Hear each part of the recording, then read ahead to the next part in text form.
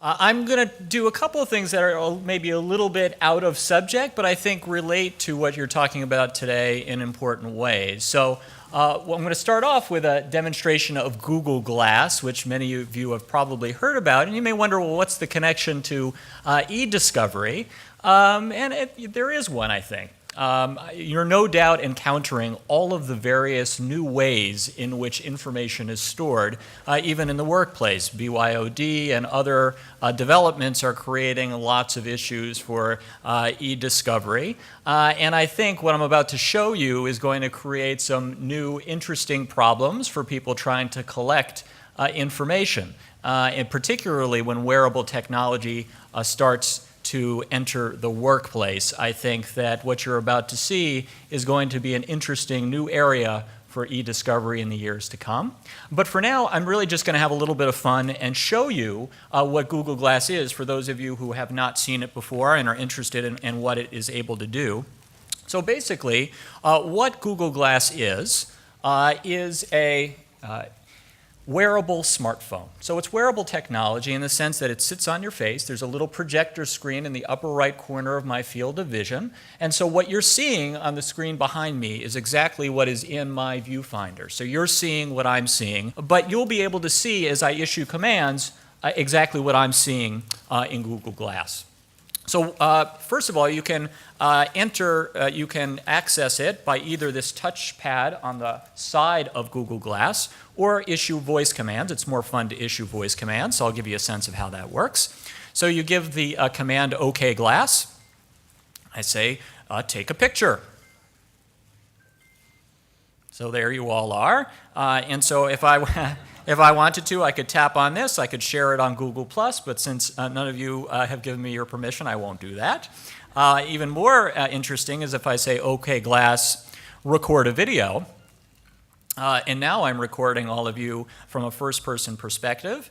And it, by default, will record for 10 seconds. If I wanted it to go longer than that, I could.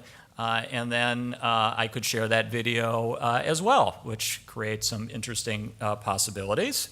It also does some basic Google searches. So for example, OK Glass, Google, Suffolk Law School.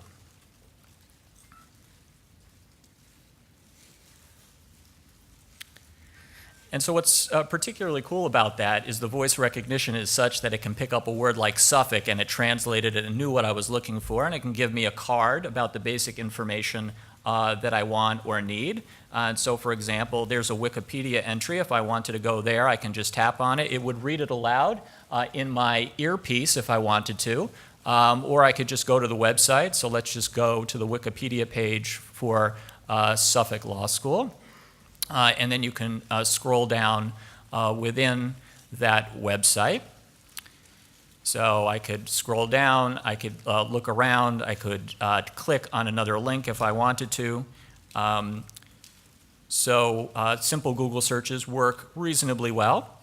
OK Glass, Google, who won the World Series? It should know the answer to this question. There you go. So it actually pulls up information that it thinks you want and gives it to you in a very accessible way with a card and information in your earpiece.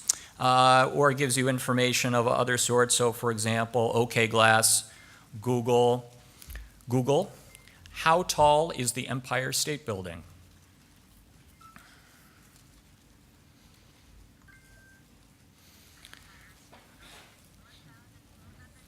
And then if you wanted to get some images, you could say, OK Glass, Google, images of Niagara Falls.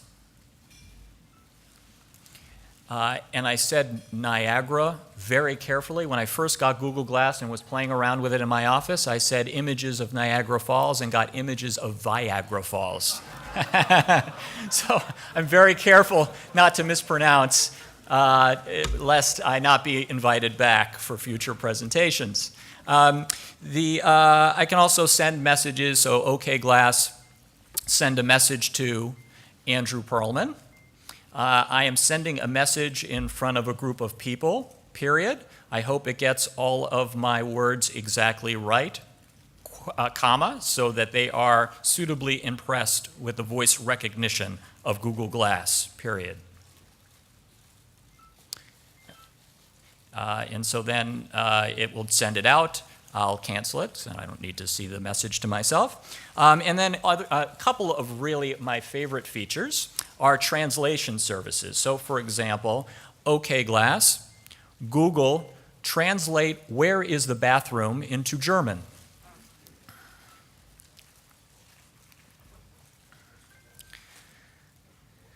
And so it not only gives me the words to use, but it also whispered in my ear exactly what the pronunciation is. So you could actually go around in another language. It's not quite the Star Trek Universal Translator, but we're getting there. One new feature that was just added is that it will translate text that you put up in front of you. So I'll give you a sense how this works. This is a Spanish sign. So you'll see exactly what it does with the text. So, OK, Glass, translate this.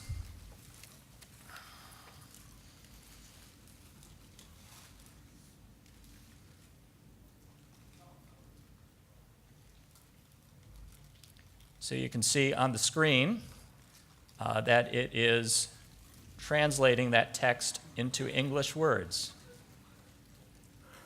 which I think, personally, I think that is really cool. Was it showing up there? Yes, I think it was.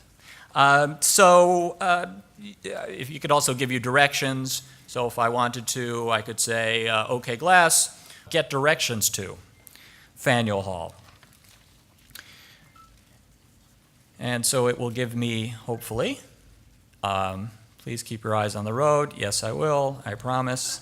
I think it was giving me the information I needed, so it's accessing the directions. And what's nice is that you can walk around and it will give you turn-by-turn directions, as you'll see in a second. Shows me exactly where I am and even knows which direction I'm faced in. It has a little compass inside. So you may wonder, it does a few other nifty things. If anyone's interested, I'm happy to do a more extensive demo later. But you may wonder what I do with it in the classroom. My pitch to Google was glass in class, it rhymes, so that makes it good. But my concept was wearing it in class, and I see a few of my students here, so they know how I do this, and I accept questions by text message.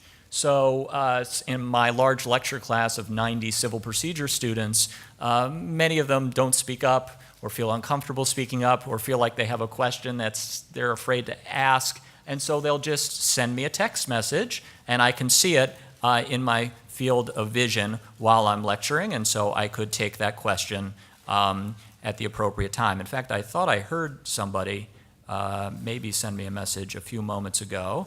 Let me see if there was, in fact. Oh, no. So this is actually a little, it tells me something about where I'm located. So there's another nifty app that as you're walking, for example, around the Freedom Trail, it will tell you the historical sites that you're passing and give you a little bit of information about them. Kind of another fun little app. So that's Google Glass. If anybody has questions about it, feel free to text me. And so what I'm going to do next, I just need about 10 seconds to transfer over to my computer, although I did just hear somebody chime in. Let's see. It's dangerous to take the text message on the screen. Who knows what somebody's going to say. Have you figured out how to make Civ Pro interesting? I hope that wasn't from one of my students who's here. I have your phone number. I'll call you later.